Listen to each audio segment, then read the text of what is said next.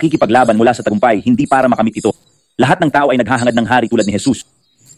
Ako ang buhay na patunay ng kapangyarihan niya na umaagos sa akin, ang kaluwalhatian ng Diyos na dumadaloy sa akin. Ang mga tao ay naaakit sa salitang nagkatawang tao.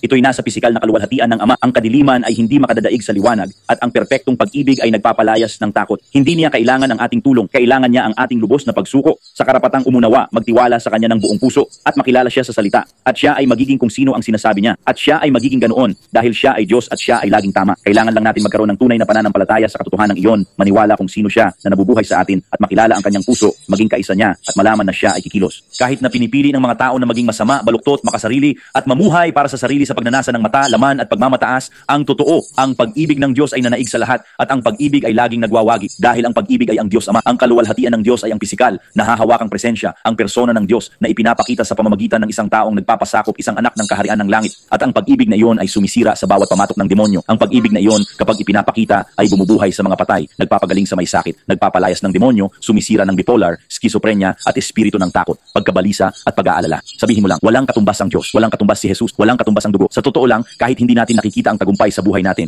hindi nito binabago ang katotohanan na si Jesus ang Panginoon, na siya ang pangalan ng lahat ng pangalan, punto. Kaya dapat nating patuloy at walang tigil na habulin ang tagumpay ng mga pangako ng Diyos at huwag hayaang ang mga pangyayari sa buhay ay mas malakas kaysa sa katotohanan.